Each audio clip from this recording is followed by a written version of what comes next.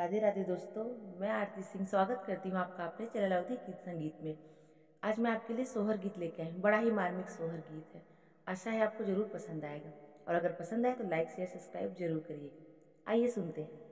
एक मुट्ठी चौरा चोरइले फाकहु नाही पाएनी हो। एक मुट्ठी चौरा चोरइले फाकहु नाही पाएनी हो।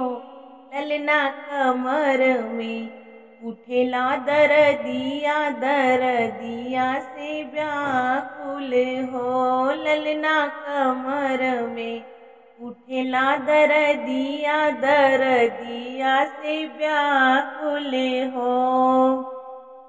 मचिया बैठल तू सासु सर बेगुन आगर हो। मचिया बैठल तू सासु सर बेगुन आगर हो। सासु सोवैदन अपन गोड़वरिया दरदिया से व्याकुल हो। सासु सोवैदन अपन गोड़वरिया दरदिया से व्याकुल हो। मोर गोड़वरिया जगह नाही दूसरे तोर ससुर बाटे हो।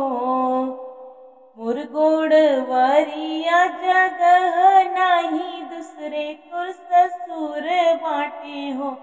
बहुअर चली जाना गोतिन गोड़वरिया रे दुख हरी हाई हो।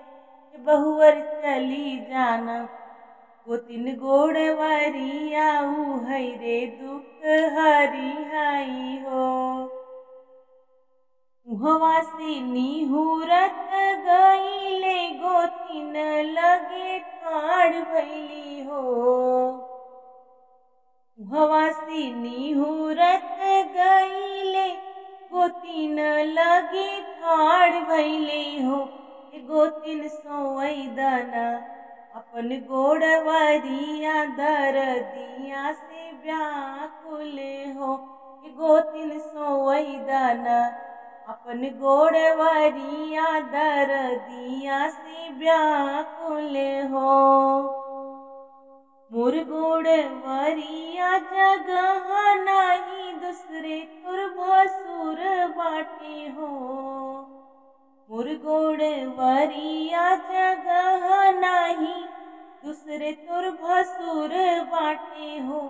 दुल्हिन चली जाना सैया गोड़वरिया हई दुख हरी हाई हो। दुल्हिन चली जाना सैया गोड़वरिया हई दुख हरी हाई हो। उहवा से निहुरत गईले स्वामी के लगवा ठाड़ भैले हो। उहवा से निहुरत गईले स्वामी के लगवा ठाड़ भैले हो। स्वामी सोवैदन अपन गोड़वरिया दरदिया से व्याकुल हो। स्वामी सोवैदन अपन गोड़वरिया दरदिया से व्याकुल हो। मोर गोड़वरिया जगह नाही दूसरे संगतिया बाटे हो। मोर गोड़वरिया जगह नाही दूसरे संगतिया बाटे हो। हे धनिया चली जाना उही गौसलवा उही रे सुती जावऊ हो। धनिया चली जाना उही गौसलवा उही रे सोई जावऊ हो।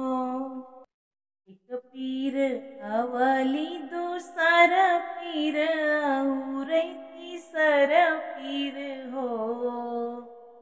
एक पीर अवली दूसर पीर औरे तीसर पीर हो। सखिया जनमेले बबुआ नंदलाल महलिया उठी सोहर हो।